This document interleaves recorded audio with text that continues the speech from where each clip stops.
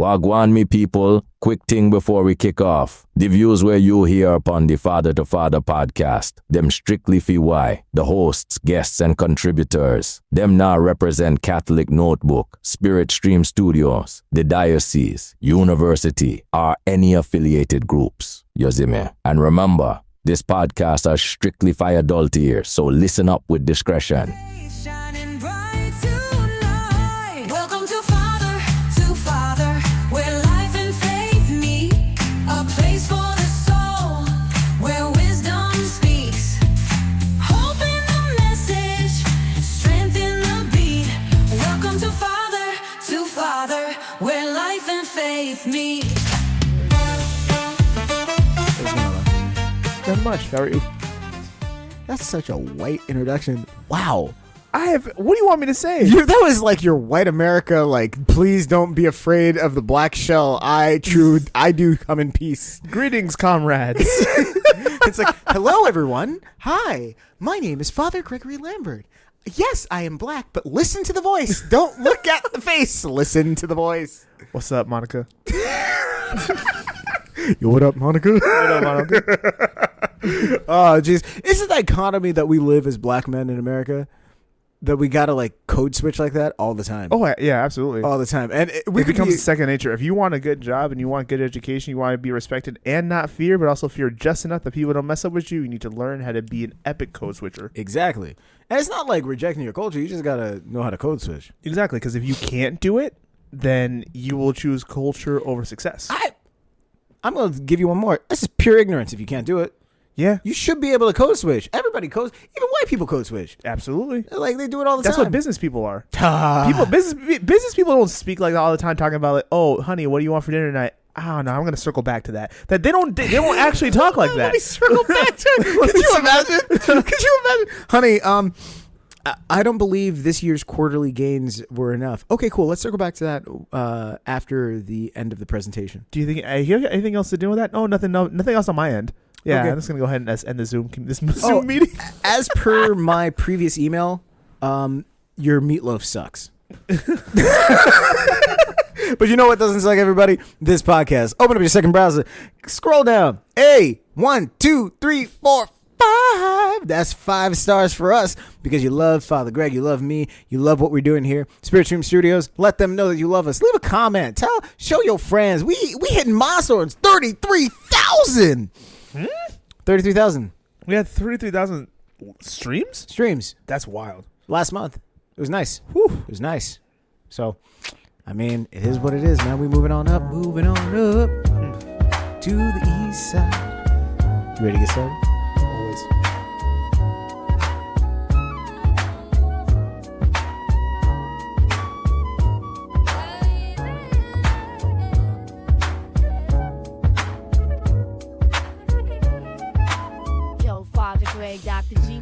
All right, you ready for me out? You already know what it is. 5 stars. You did nothing wrong. 1 star? Confession on Thursdays. Let us know if you got confession on Thursday. CaptainNobody.org/father.CaptainNobody.org/F2F. And put some money on the books. Do it. Him asking for that. That's not me. Of course. We want to keep the lights on. Right. But hear me out. Is it bad I called ICE on my brother's girlfriend to save the family photos? Oh my gosh. What? I'm just reading. I'm Maya, 22, the youngest in my family, and I've been planning my family portraits for months, coordinating outfits, booking the studios, making grandma's pearls, making sure that they're polished. It's my project. I want to make this clear. This is going to be bad. This is going to be so bad. These photos were supposed to be timeless, something that were supposed to hang on the wall for decades, and I wasn't about to let some random girlfriend ruin it. Enter Sophia, my brother's girlfriend. He mentioned her casually a few weeks ago. Oh yeah, she's visiting from Canada. She'll be around. Fine, whatever. But then suddenly my mom's like, oh, let's include her in the family photos. Excuse me? No. She is not family. This sounds eerily similar from another situation that we had. Dude, you don't understand. Family photos are a big deal. That's crazy. It's a massive deal for people. People plan these things out and they really work hard. And if you try to break that ecosystem, you get cut. No, she's not family. And no, I don't care how cute they are right now. Statistically speaking, she'll be gone within 6 months. Oh, Why should she get a spot that in photos that are forever? okay. And it wasn't just that. Sophia has this eclectic vibe. She doesn't match us. Oh, I was gonna give her a pass. Because she has statistics and it made sense. We'd coordinated sweaters, muted tones, simple lines. She's out here with flowy skirts and mismatched jewelry, straight out of a free People ad. And yes, fine, I'll admit it. She's gorgeous, like offensively gorgeous. Olive skin, perfect hair, that glow that you can't fake. And here, me? Pale, blotchy. I can't just pull out a tan out of nowhere 2 days before the shoot. Next to her, I'd look like a cold ghost. How is that fair? There it is. Whoop, there it is. So I did some digging. And wouldn't you know it, her visa was running out. Oh my God. If she stayed through the photo shoot, technically she would be overstaying. And look, I'm not racist, I'm not xenophobic, but rules are rules. And God doesn't honor dishonesty. So I made a call. I showed up. Sophie, well, she got the message. The photos happened. They were perfect. Everyone's smiling. Everyone looked coordinated. And honestly, everything I dreamed. But then my brother pulled me aside and said, Maya, I know this may sound weird, but did you call I.C.E my girlfriend? That's a wild question, my guy. Because no one else knew about Sophie's visa situation. Mm-hmm. And the thing is, the timing and the way you've been acting. Mm-hmm. And I looked at him dead in the eye and I said, wow. You've gotta be. Let me finish. Wow. Really? Yeah. So we're just out here just accusing people? Yeah. Unbelievable. You got issues. Then he blew up. We fought.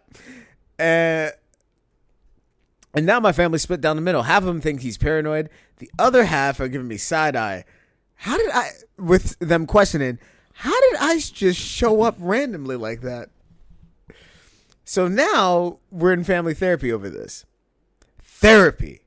That's how she wrote it. Because I wanted to protect integrity, honesty, dignity of our family portraits.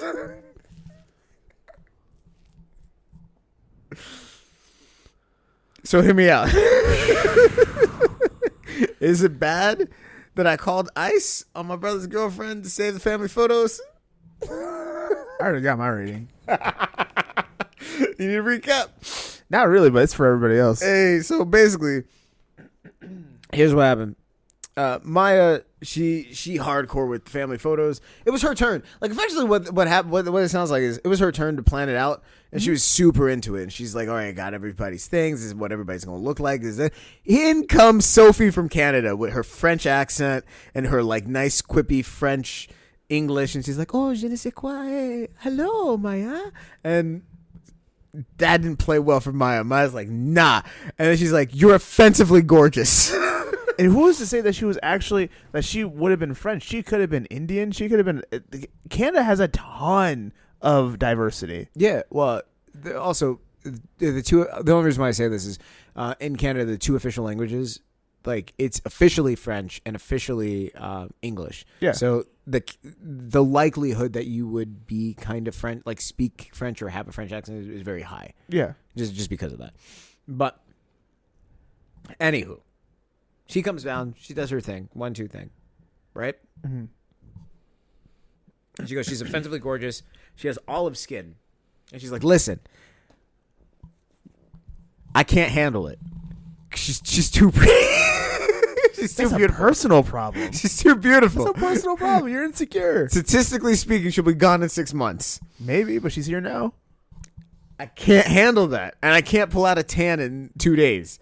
It's going to take a while for me to match up to that level of beauty. No one is sitting here thinking you need to match up to your brother's girlfriend. That's weird. That's where her head's at. So she did some digging. Found out her ICE situation. Said, I'm going to call ICE. So she called ICE. I said, hey, yo, Sophia, make sure you leave the country appropriately. She said, all right, say less. So she left. Photos happened. Her brother clocked it immediately. Hey, yo, sis, let me ask you a question. Did you call ICE on Sophie? And she's like, wow. And as soon as she said that, he's just like, you. And they went at it. Mm-hmm. Separated. Now they in therapy. Now, Sophie's incredulous about it. She's like, can you believe that? Therapy over this situation? Mm-hmm. She was defending the integrity, the honor, the dignity of these family portrait photos. That's something that... I'll give you runway. All right, cool. You itching for it. Go ahead. All right. Demon babies. I'm going to start off with a story, right? Story time, real quick. Sometimes racism is funny. Now, hear me out. Pause. Is this racism? I think this is racism. How's it racism? She says she's offensively gorgeous. I think you should stop talking. Anyway, so quick story. Quick story.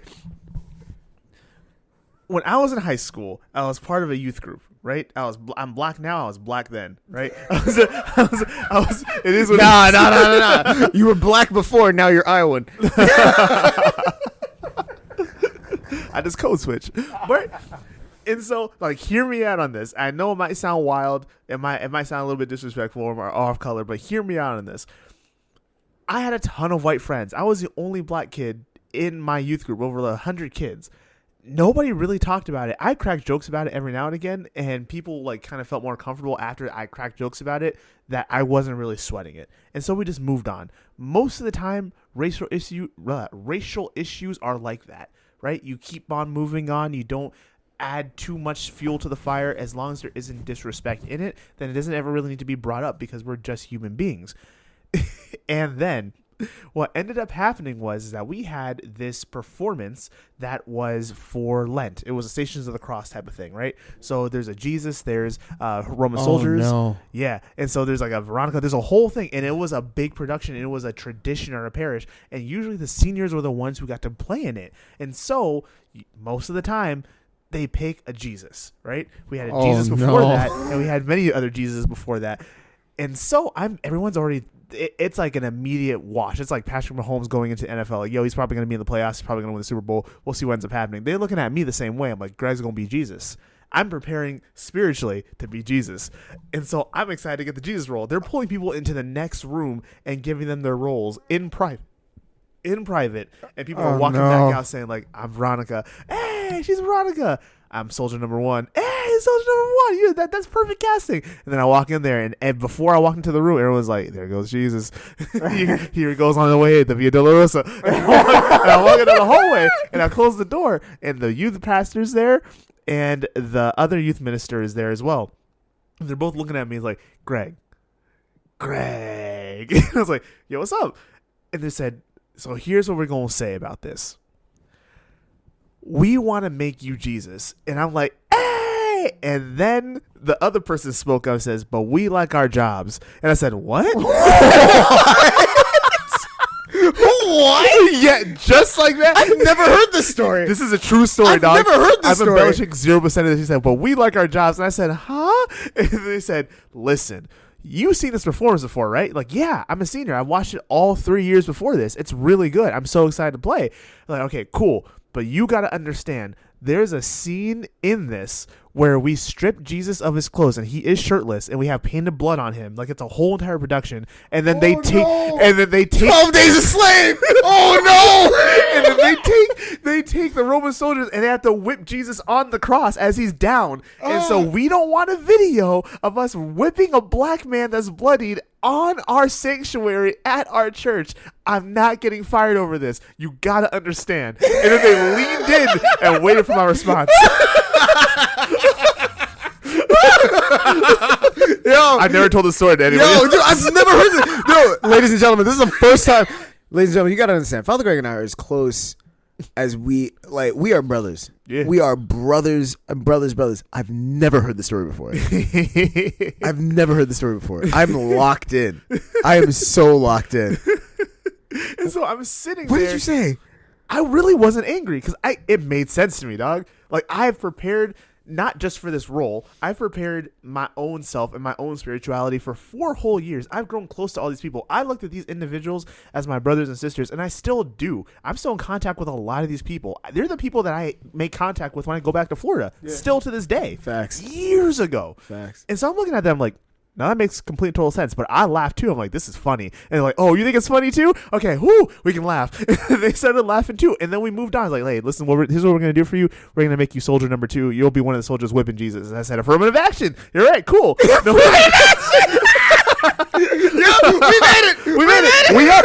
We up. Black people, we up. Oh, jeez. Dude, I got something for you. Because this is just jogging my memory. Doug, every year when we did it at the church, we were, I built the youth group. Right? Yeah. And so before me, there was no youth group. And then the pastor's like, yo, if you want to build a youth group, you can. I'm like, oh, cool. He's like, also, I'm not giving you any money. I'm like, what? He's like, also, I'm not going to give you any support. I'm like, what? He's like, yeah, so if you can build it from scratch, great. I'm like, yo. So I did what I did, and then we ended up having a youth group of about like 150 kids.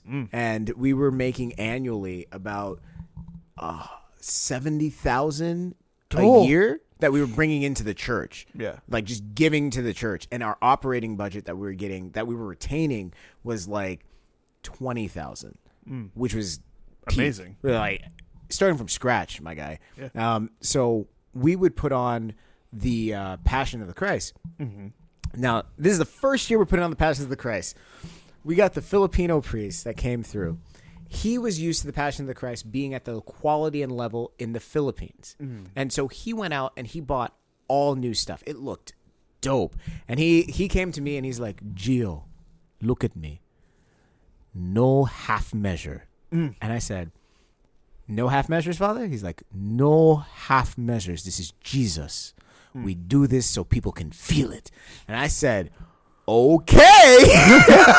So I went back because I was the de facto like youth director. Like, mind you, I was like, what, 15, 16 years old, which is wild. Keep that in mind. I was like 15, 16 years old as the youth director leading like 150 kids. I was like, You got homework. yeah, I know.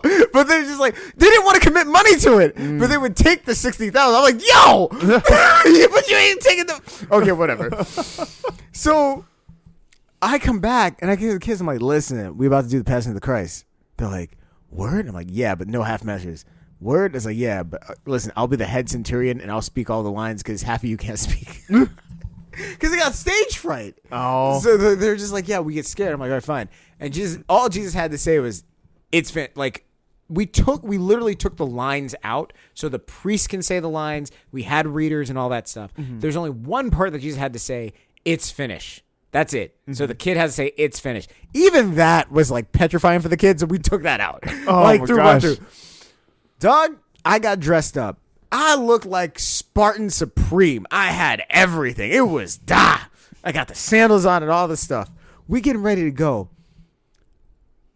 I told people ahead of time, hey, just so you know, we're not faking. We're going to really go into character mode in here. Just be mindful. Also, please move when we say move for the first time. And they're like, oh, yeah. Paid me no mind.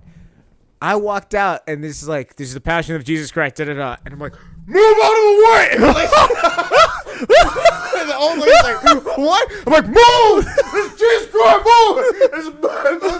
It's moving people out of the way. And this old lady's like, oh, no. This one lady was like in her walker, and she's just like, oh.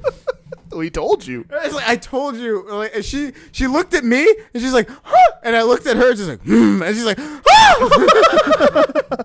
Afterwards, she came to me. She's like, young man, never in my 45 years of coming to this parish have I ever had to go home to change my clothes to come back. Oh. I now understand what Jesus went through. I don't think you do. I don't think you do, but You made this alive for me. I'm coming back next year and I'm bringing the ladies. And she did. She came back next year. she brought the ladies. She also gave us like a $30,000 donation. Woo! I was like, also, I'm sorry for like scaring you. And she's like, oh no, it was invigorating. I was like, you went home to change. How invigorated could you be? It's like, no amount of words. Jesus Christ is coming through. Oh, jeez. So, like, for real, so what'd you give it? Oh my goodness. We were talking about racism. Yeah, I was talking about racism, like for real, like of this situation because she wrote it in such a way. She wrote it in such a way of saying you're offensively gorgeous and I can't just pop out a tan like I'm pale. Like she could say it in the way that she's talking about, oh, I'm pale and so I would be prettier if I had a tan. Like you have a tan. Why would you bring up the tan if she didn't have a tan? And what kind of tan do you have being from Canada? Well, no. She doesn't have a tan. She said she had olive skin. Yeah, That's not a tan. but olive skin it doesn't have to be Sophie. white either. No, but Sophie. Yeah, That's Sophie and Claire. They have olive skin. they do have olive skin. Yeah. But it doesn't have to be that she's mixed. She could be mixed with something. She doesn't have like black, like mixed with being black. She could be mixed with being something else. No, that's what I'm saying. She was saying she has to put on the tan. The white girl was saying she has to put on the tan because she said, and I quote, I look like a pale white ghost. My skin is pale and blotchy. It's not fair that she is so radiant and beautiful and I look so pale and blotchy. Mm-hmm. That's what she was saying. But does it mean I don't have the context of what this person looks like? What are we overcomplicating? She's white. The other person is like mixed or of an ethnic descent, some other than white, that gives her a forever tan. Exactly, but she's of ethnic descent, and then you call ice on her. That don't sound racist, dog. Yeah, I had to get her out of the spot. No, because she put the story out here, so I'm gonna go ahead and just ask the question. No, I don't know, man. I don't know. I don't know about racist, but like, yeah, she had to get her out of the spot. I gotta say, like, she did she cross? I feel like she went a little bit too far. A little bit too. She went way too far on this. Like, she didn't have to like. She didn't need to call ice. All she had to do was be like, "Hey, yo, could you just not be in the family photo?" Yes, and she could have said, "Hey, how about this? We're gonna take our family photos, and because there are our serious family photos, we're gonna give you some like some jewelry, at least some jewelry to match with us." Or like, even if you don't want to like incorporate her or whatever, your brother's like, "Oh yeah, as my girlfriend." Be like, "Yo, why don't you take something with your girlfriend? Take photos with your girlfriend on the side. Yes. We're gonna take the family photos. I've worked and tell your brother straight up. This isn't something that I've slapped together. I've worked so hard on this. Yes, and like I've really worked hard on this. Like, I honestly, dude, it's family photos. Like, if she was your wife, that's a different thing. Yeah. If she was your fiance, different thing. Yes. She's just your girlfriend. that doesn't live in the country. Yeah, so Like, like you don't see her that often, right? And so like, I'm not about to put her in the family photos just because you trying to be nice to her. Like, it is what it is.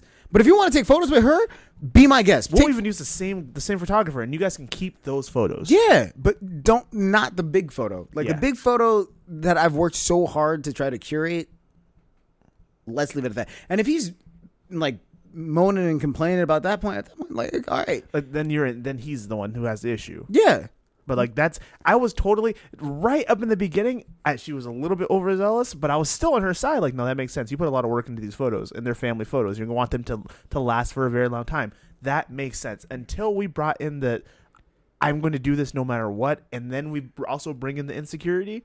Yeah. You're not gonna be able to see over what you need to see over. Well, the thing is, like, and I think part of the reason why this is not, without reading too much into it, just reading what she said, right? like, she looks at it and she goes, "You are different from me." Yeah. Like, I can't even play it in my head that, oh, this is okay. Yeah. because you are so different from me. You're so different from everything else around me. And you're beautiful for you're it. beautiful for it. And I hate the fact that like from her perspective, it's effortless for you. And I've worked so hard to put this together, and it's been stressful for me to do. And yet here you come and you could just effortlessly, because even if I just find you a sweater and then do whatever, it will be effortless for you. Yes. And that is not fair, especially if she's the youngest, because that's the other thing. She's the youngest.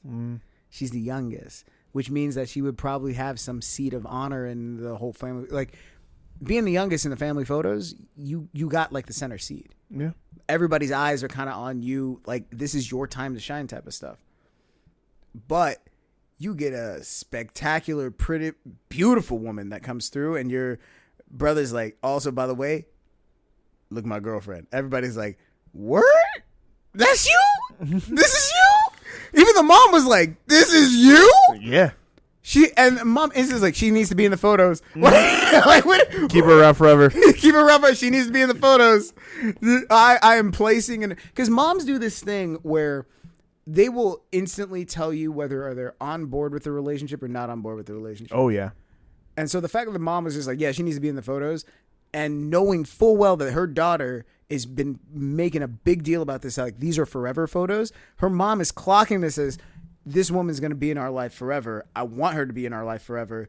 This is your signal, son. Keep this woman in our life forever, because these photos are going to be hanging up in our wall. I don't want to have to explain Who that chick is. to who this woman is. I should be able to explain that is my son's wife. Yes. Or fiance or whoever. You understand me? Like, that is where her mind's at. But the sister's like, no, I worked so hard on this. Everybody has their own, like, separate thing. They do. This sounds like there was some personal issues that need to be clocked out way before we got to this point, but there was no time because she was really keyed in on what was going on. Wrap it up. Right. Charity. How does charity play a role into this? So if we were really trying to put charity It's not in this. Well, no. But like, if you're trying to, like, let's say, pause for a second before she even like called ICE. Right. Wild statement. That's crazy, my guy. That's a crazy statement. Before she called ICE, where's the charity in that? What? Yo, I'm sorry, but this is the Father to Father podcast. We've talked about demon babies. We've talked about like 12 to 18 months with pelvic floor issues. Pelvic floor issues, no sex. So I'm sorry, calling ICE is just par for the course for this podcast. That's true. That's crazy. We've been a lot of places. So like, go ahead. So like, realistically, like, how could she have, if she had an opportunity to like redo this whole thing, right? And she's dealing with these insecurities from a spiritual standpoint. Let's say she's sitting in your office and she's explaining all this as your spiritual mentee, and she's like, how do I deal with this? Because I've worked so hard on this and I don't want her to ruin this. How do I deal with this? All right. Well, let's just start with charity, like you said before.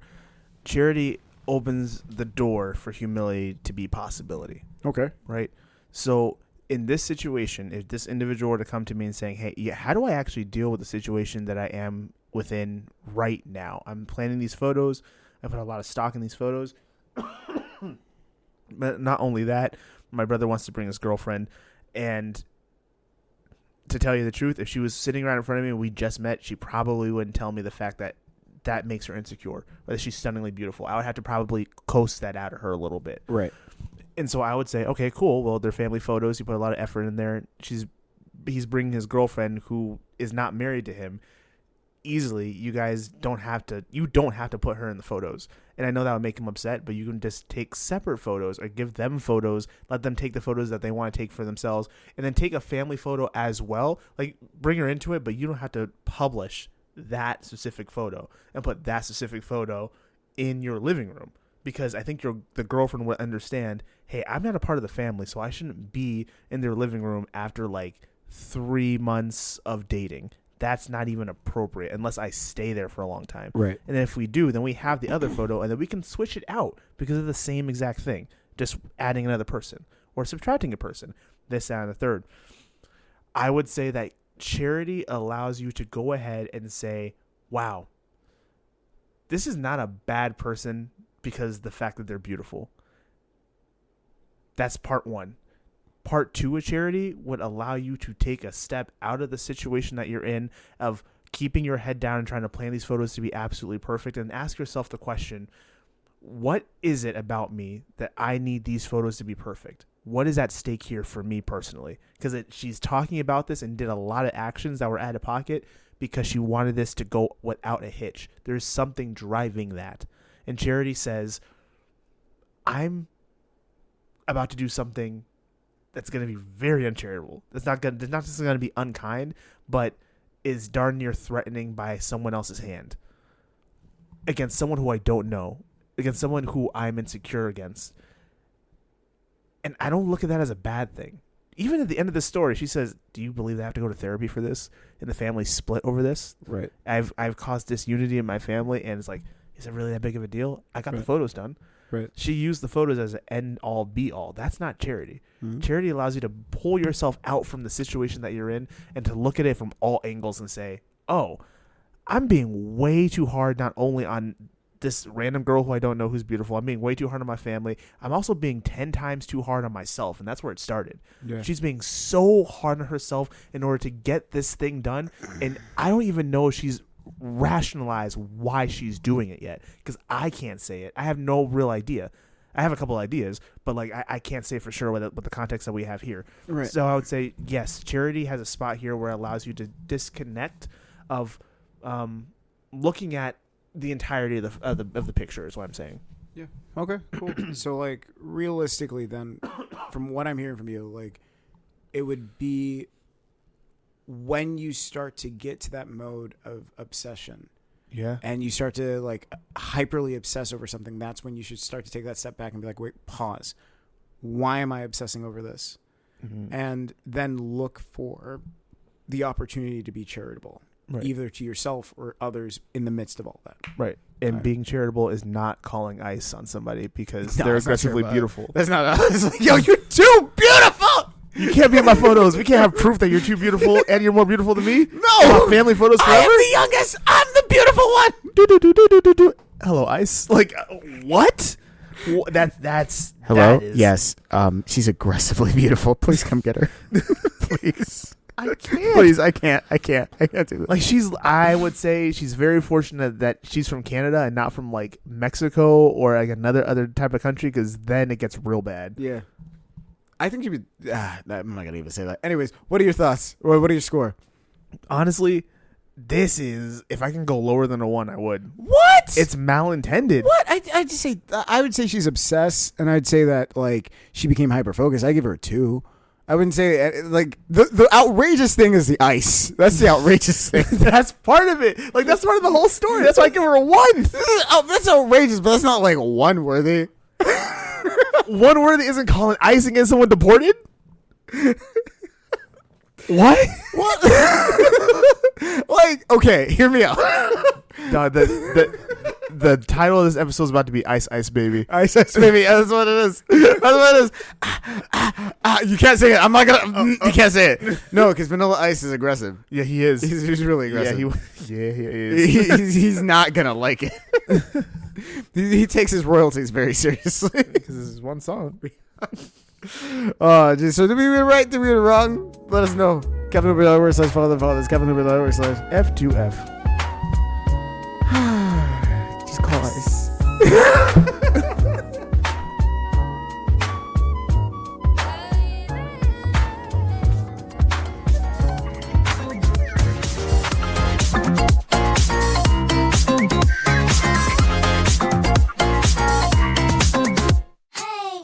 Hey, you ready for the new segment?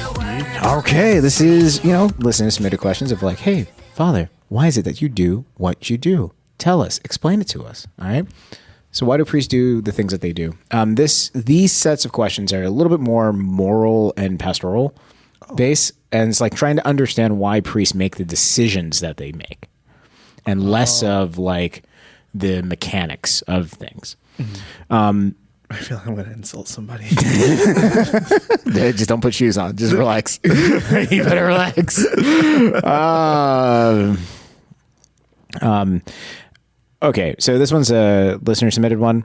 Hey, Father Greg, how come priests don't just tell you that you're wrong and tell you that you're right and move on with life? Why is it always 3, 4, 5 minutes of circling and then may God bless you? I feel like this is coming from like a deep wound, or like just at least a frustration. They got frustrated with the priest. Mm-hmm.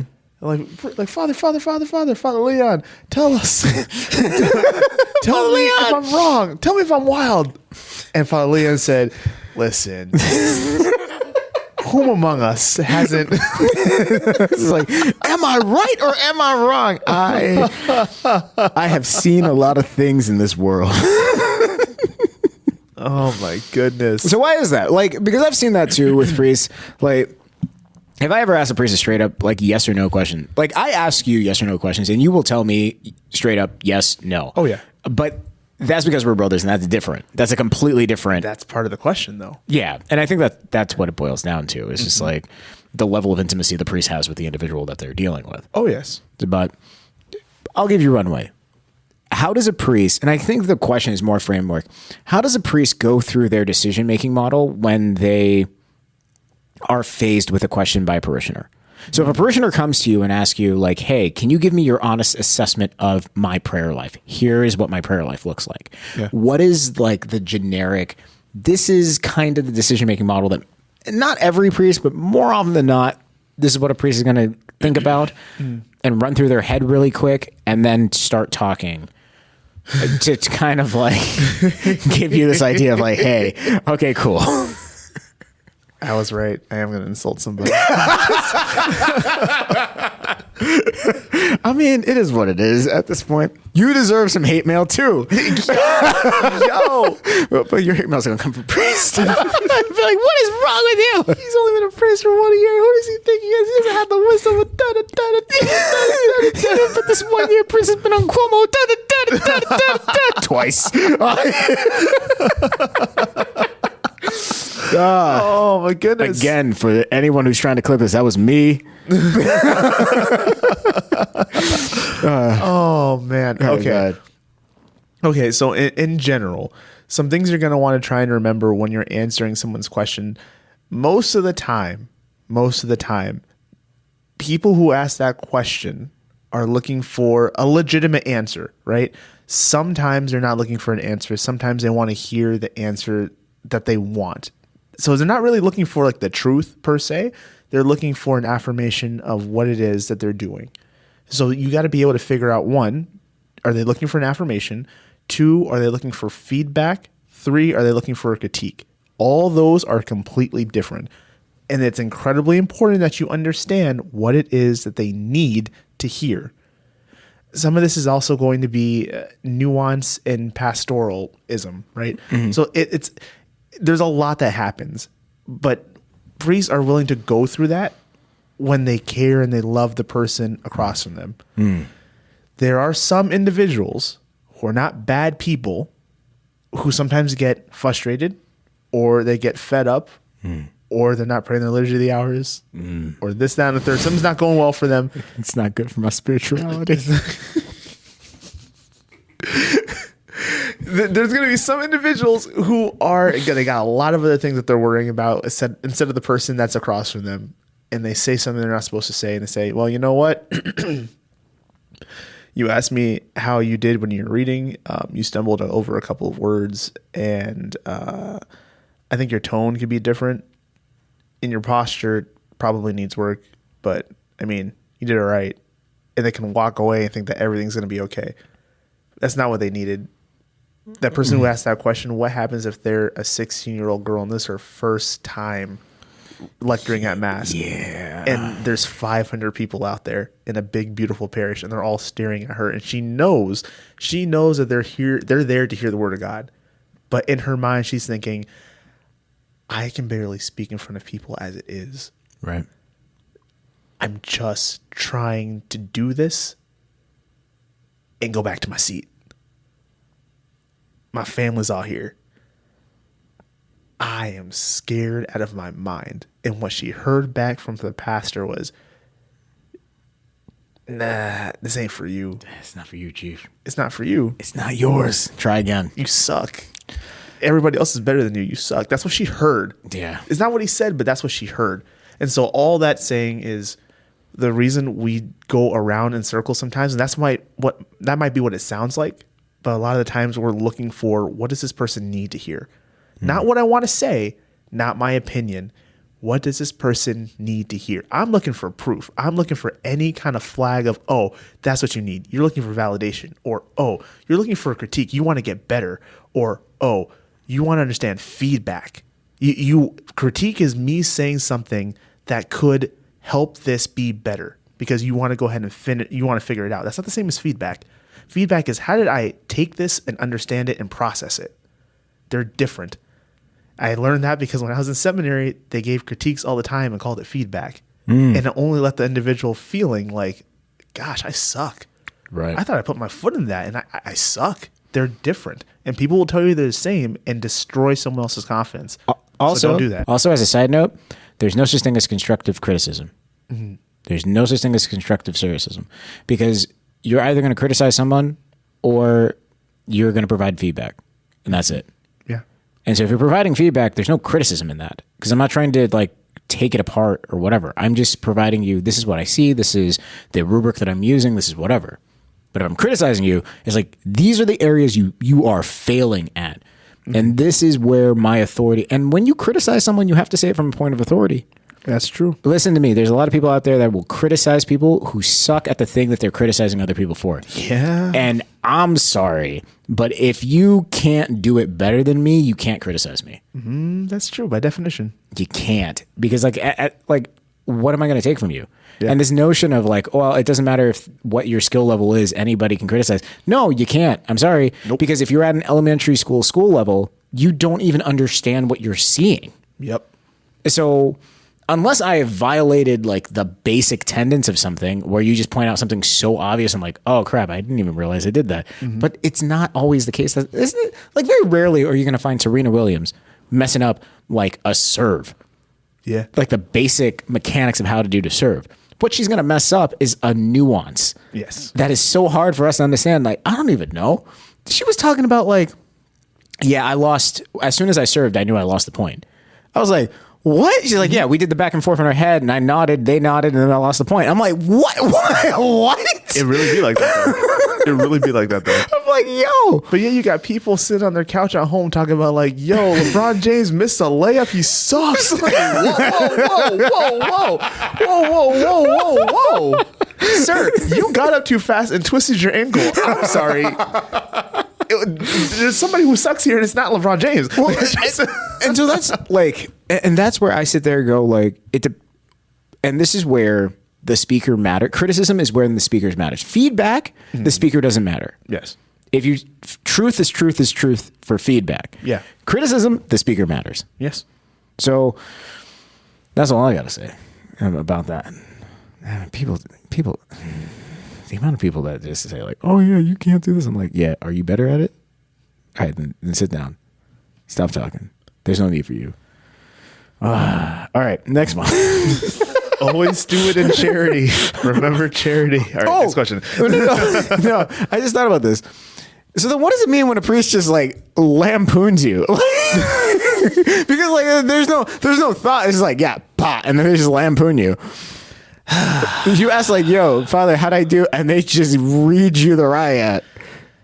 Because if the binary that you're making is like, yo, we're going to take our time. We're going to do this. We're going to do. So if I don't even get a second of that, and the priest just goes, yeah, no, you suck. And then just keeps it pushing.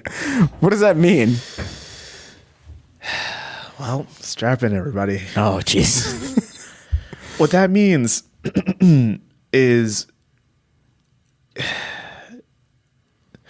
your priest sucks. Like he's going through something. He's upset or he's frustrated. It doesn't have to do anything with you. It could be with something he's going through. But in that moment, he had a moment of weakness where he decided to go ahead and let his personal opinions spew out of his mouth and not care who's around him. I personally get really offended by that. And what's worse is when you are a young guy, a young priest, and you see an older priest do this to somebody. And the older people in the church will make an excuse for him and say, oh, that's just father. Oh, but I did mess up that one time. I did. No, I did, because I should have put the pencils out for the survey, and I forgot the pencils. And the survey was out there, and they didn't have pencils when he asked for them to do the survey and take them home. Even though they didn't need pencils to take home, they have pencils at their house. And so that was my fault, and that's why he yelled at me at the finance council meeting in front of 12 other people. I deserve that. And then I got to sit there as a young priest, and I'm in a quandary where it's not traditionally acceptable for me to go ahead and say, well, what you did was wrong. Publicly, I got to pull him aside and ask him for why he did the thing that he did, and not tell him that was wrong. But I don't really do that. So to say the least, I personally get really upset about it, and I'm sorry if this has ever happened to anyone else here.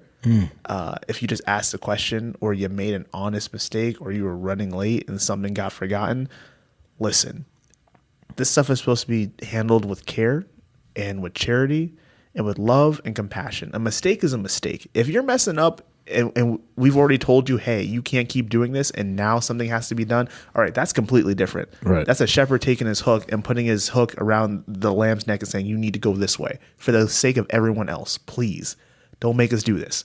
That's different. But if we're just talking about a mistake, I'm sorry on behalf of every single priest that doesn't have the wherewithal or the wisdom, or can't put his ego away to tell you he's sorry, because he didn't deserve that. Ultimately, priests are human. They are. And that at the end of the day is something that we also have to keep in mind, is like, they're not going to be like robots. And it'd be like, hey, yeah, I'm going to always be charitable, always be this. Always. There's no always. It's just like, yeah, we're human. So relax, chill, and there are some priests that just suck. Just like there's going to be people that suck, and they're just like, yo, They're in every profession. Yeah. So it's every like, profession. It doesn't absolve them just because they wear a collar. So, all right. Well, yeah. Okay. Yeah, that's it. I think it's a good place to stop. I think so. All right. Well, it's Hey,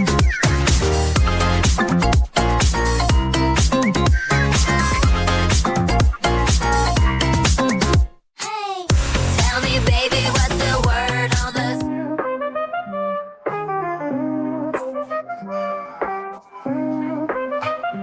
Oh, you ready for these? This is good. We have a lot of them. There's like 50 of them Oh my gosh. of each. So like it is what it is. The question again: how do you know men and women were created for each other? The Catholic Biblical Research Team did their 1-2 things, asked people all over, and they answered the question: how do you know men and women were created for each other? Because God wanted baby names to have vowels. What? I don't know. What baby name doesn't have a vowel in it? I don't know. I'm like I feel dumb right now because I'm going through A-E-I-O-U and sometimes Y. All right, what else is next? All right, the letter P. Like if you're calling your baby ZNC Maybe you name it fish and it's P-S-H. or XY. No, because Y is sometimes a vowel. I don't know what doesn't have a vowel. Maybe you guys know? I feel dumb. Yeah, let us But know. What Let us names know. don't have a vowel in it? Who names their baby someone without a vowel? I don't know. Probably somebody from Seattle. I don't think you can say. Oh, whatever. Don't come at me, Seattle. I'm just saying. Like, Otherwise, every housewarming gift would be a PS5. that's not a bad idea. That's not a bad idea. It's actually very kind. I feel like that was a my woman house who- feels very warmed. I feel like there's a woman who said that. Most likely. Men create problems. Women create group chats about them. Okay. I can't give a response to I that. can't co-sign that. The question is, and mind you, the question is, men and women were created for each other because, and the response, because men create problems and women create group chats about them. What? That sounds divisive. Oh, okay. That sounds incredibly divisive. Because God wanted weddings to bankrupt at least one side of the family. Yo. I can't tell you how many times I walked into a wedding as the priest, and I walked in like, this is nice. like, yo, I can't afford any of this. Do you want to know what? The wedding, Brittany and I's wedding. You know how much it cost us? No, actually, don't. 22,000 for the wedding.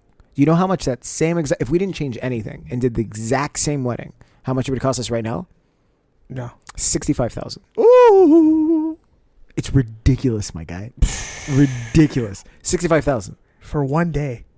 the inflation, my guy. Yeah. 22,000 to 65,000. And mind you, we've been married for 10 years, so that's 10 years ago it was 22,000. Mm-hmm. Now it's 65,000 for the exact same wedding. Yes. For one day. I'm sorry. Mentally. Mentally. That's why I keep telling the girls just be coming done. Wow. Claire's like, hey, I want to be a nun. I'm like, yeah, I respect that. Let's feed that. You're going to go to the Poor Claire's. Isn't it exciting that you get to not change your name? Yeah, I can be part of the Poor Claire's. I'm Claire for the Poor Claire's. No, she already said it. She doesn't want to be a poor Claire. She already decided that. She's just like, they're too poor. Yo. She's like, no, I don't want to be a poor Claire. I don't want to be. She says she doesn't want to be anything that will potentially put her out of the United States or in a country that doesn't speak English. Yeah, how you gonna be bougie and try to give you a life to Jesus? How does that work? I don't know. I don't understand. I tried to explain to her, like, yo, there's some orders, because I was telling her, like, this is how the conversation went. So, like, other people don't think, like, oh, there's no way. First of all, she's 9 years old, right? So it's not like she's 2 years old and she's saying that. She's 9 years old. And we're having this conversation, and I was like, hey, she's like, I want to be a nun. I'm like, all right, cool. And she's like, Dad, can you tell me about the nuns? I'm like, yeah, there's these types of nuns, these types of nuns, these types of nuns, Franciscans, Dominicans, Poor Claires, all of them. Right. And she's like, I don't know what they look like. So we're online. She's sitting with me. We go online, look up all the different habits and the colors. She's like, oh, these cool. There's pink, there's rello, there's yellow. Oh, the brown ones look cool. I'm like, yeah, that's the Carmelite sisters. Mm-hmm. And she's like, oh, that's pretty cool. I'm like, yeah, they're in California. She's like, and I'm like, what? She's like, Mom doesn't like California. Mom would never visit me again. I'm like, I'm like, yo, relax, chill. Your mom would still come visit. Like, begrudgingly, but she'd go. She'd still go. And so she said, like, so do all these exist like in Iowa? I'm like, no, honey, they exist all over the United States and in the world. So we looked up the world map, and I'm showing her where all these places exist. And then she's like, oh, okay. So do they all speak English? I'm like, no, honey, not all of them speak English. Some of them speak different languages. So we're looking up videos of the different languages that they speak. And she goes, okay, that's pretty cool. I don't want to go anywhere that speaks not English. I was like, okay. All right. I was like, okay. And she's like, also, are they gonna pick me because I'm mixed? I'm like, honey, no, most likely not. I can't guarantee you no, but like, it's like, honey, they'll accept you regardless of your skin color. It doesn't matter. Like you're. She's like, oh, are they gonna accept me because I'm mixed? And I'm like, honey, of course they will. They will. They will. And she's like, oh, okay. Well, I want to stay like somewhere local. I'm like, oh my gosh, how many contingency plans do you have? I was like, okay. Well, that gives you the Presentation Sisters. That's about it. Or the Our Ladies of Mississippi Abbey. Or no, I didn't think about that at the time. I said it's Our Lady of Presentation. She's like, oh, like presentation of the gifts. I was like, yeah, they're blue. She's like, I like that color. Yeah, I'm gonna do that. I'm gonna pick them. I was like, okay. So that's what she settled on. She's like, yeah, I'll just be local. Okay. Cool. I don't even know where we started, where we left off. But yeah, man. I think that's a show, dog. I don't even remember where we left off. Why do men and women are perfect for each other? Because men and women are perfect for each other. Men and women are perfect for each other because men bought sin, women bought healthcare. Whoa! What? Yo! Yo! You said it. You didn't even clock what you just.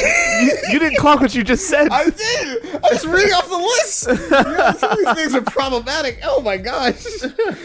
All right, last one, so we can get the heck out of here. Men and women are perfect with each other because without both, the church potluck would only have meatloaf and kale salad. That's true. That's true. bar none. It would either all be kale salad or all be meatloaf. Never the two shall meet. All right. We out of here. For all of us here at the Catholic Spirit Street Studios, I'm Dr. Giovanni. And I'm Father Greg Lambert. We love you. You're very special. Go forth and bear good fruit. We out! She's mixed. She's mixed. And you're sitting there going like, yo, honey. I didn't say a full no. I said... Father to Father is a production of Spirit Street